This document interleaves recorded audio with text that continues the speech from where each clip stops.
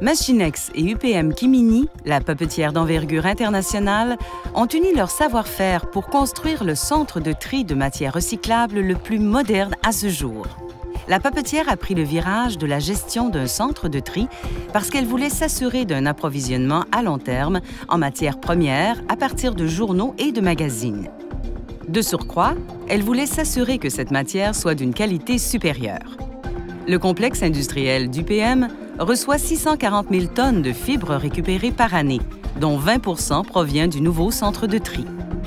Situé à Shotton, au Royaume-Uni, le centre de tri est adjacent au moulin à papier d'UPM, dans le but d'alimenter ce dernier en fibres récupérées.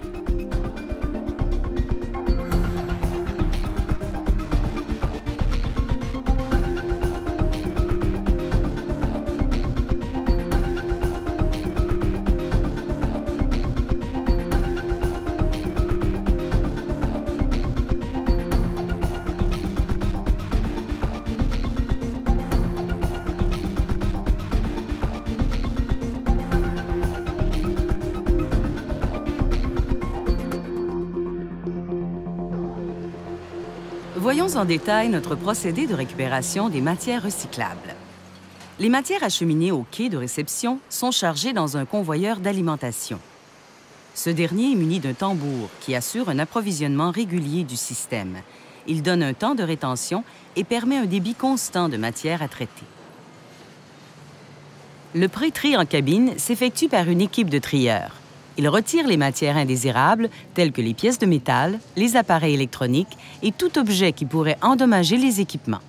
Un système de hottes aspire les sacs et les pellicules plastiques qui sont retirés manuellement. Ils sont envoyés directement à la presse dédiée à cet effet. Les sacs contenant des matières sont envoyés dans une chute. Ils sont alors dirigés vers un ouvreur à sac qui en retire le contenu.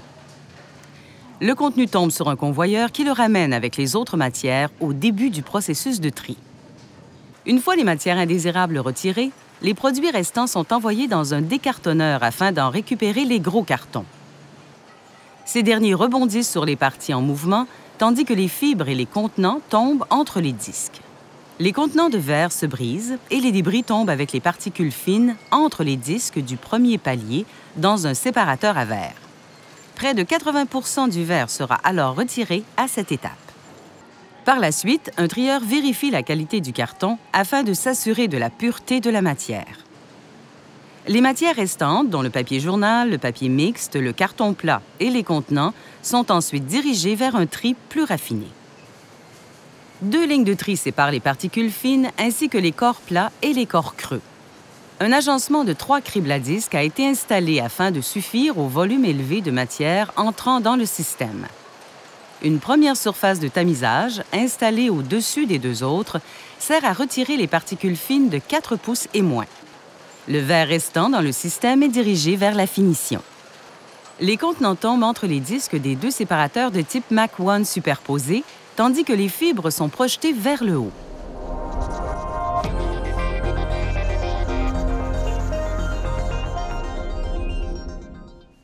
Les fibres sortant des 4 séparateurs Mac 1 sont dirigées vers un tri optique. Ce dernier est composé de 4 unités qui séparent le carton plat du papier journal. Une 5e unité de tri optique reçoit les éjections des 4 premières pour en récupérer le papier journal ayant échappé au tri optique précédent.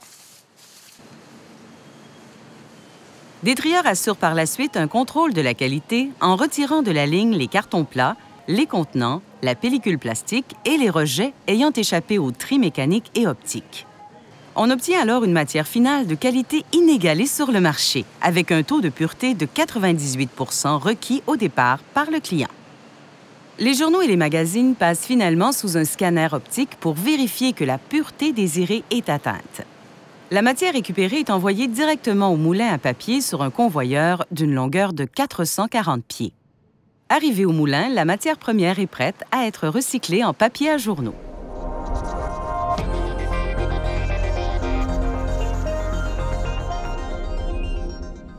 La prochaine étape consiste à finaliser la séparation des fibres restantes des contenants. Une fois les cartons, journaux et magazines retirés, les autres matières sont acheminées vers 2 cribles à disque de finition 3D qui séparent la matière en 3 flots. Les contenants roulent sur le côté, le papier mixte adhère au disque de caoutchouc pour remonter la pente du séparateur et le verre restant tombe entre les disques dès le début. Le papier mixte qui arrive du séparateur de finition est envoyé vers une optique à 2 éjections qui sépare les contenants et les cartons du papier mixte. Le flot du papier mixte se dirige vers un crible à disque servant à récupérer le maximum de journaux et magazines restants. Un contrôle de qualité manuel est finalement effectué sur le papier mixte pour s'assurer d'obtenir la qualité désirée.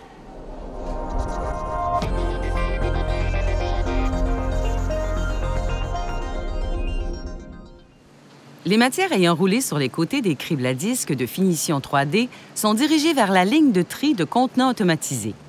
Elles passent en dessous d'un capteur à fraction légère afin de retirer les papiers et les pellicules plastiques du flot de contenants. Une station de tri manuel sert ensuite à maximiser la récupération du carton, du papier journal, des magazines et des bottins téléphoniques. Le flot des contenants poursuit son chemin sur un convoyeur au-dessus duquel est installé un séparateur magnétique qui capte les métaux ferreux comme les contenants en acier. Les autres contenants sont envoyés vers un séparateur magnétique à courant de Foucault. Le courant électromagnétique éjecte les canettes d'aluminium pour les séparer des autres contenants. Les canettes d'aluminium passent ensuite dans un contrôle de qualité afin de s'assurer de la pureté de la matière. Les contenants sont acheminés vers une série d'unités de tri optique sur 3 paliers qui séparent les plastiques en différentes catégories. Un convoyeur vibrant vient étendre uniformément la matière afin d'optimiser la lecture optique. Le flot de contenants passe d'abord dans la première unité de tri optique qui éjecte le PET. Les autres plastiques tombent sur la deuxième unité qui éjecte le HDPE. La troisième unité éjecte les plastiques mixtes. Le PET et le HDPE sont acheminés vers une quatrième optique divisée en 2. Les 2 types de plastiques sont triés par couleur, soit le translucide et le coloré. La portion translucide du PET et du HDPE subit un contrôle de qualité, alors que les portions colorées sont envoyées dans leurs réserves respectives. Un contrôle de qualité est finalement effectué sur la ligne des plastiques mixtes afin d'éliminer les contaminants. Un tri manuel est également effectué sur la ligne des rejets pour en retirer les matières recyclables restantes. Les particules fines, majoritairement composées de verre provenant des étapes précédentes, passent sous un aimant pour en retirer les métaux ferreux, puis sont envoyées dans un système de nettoyage du verre. À cette étape, un cyclone aspire les particules légères, telles que les fragments de papier et la poussière de verre. Les particules surdimensionnées sont envoyées vers les rejets. Ce système développé par Machinex consiste donc à retirer du verre les autres fragments afin d'obtenir un produit final de haute qualité. Ce procédé permet également de séparer le verre selon la dimension des fragments, allant jusqu'à 3 catégories. Le verre est finalement acheminé vers un conteneur pour être expédié chez un recycleur. Une fois triées par catégorie, les autres matières se retrouvent dans des réserves automatisées à plancher mobile. Développé par Machinex, le MacMotion Floor achemine la matière vers le convoyeur d'alimentation de la presse pour la mise en ballot. 2 presses sont dirigées par un opérateur. Une première presse horizontale est dédiée aux contenants et aux fibres. Conçue par Machinex, cette presse à extrusion de haute densité par bélier simple est parmi les plus innovantes. Elle incorpore les étapes de pré-pressage et de cisaillement. La deuxième presse sert à la mise en ballot des sacs et des pellicules plastiques. Les ballots sont acheminés chez les recycleurs afin d'être transformés en nouveaux produits de consommation.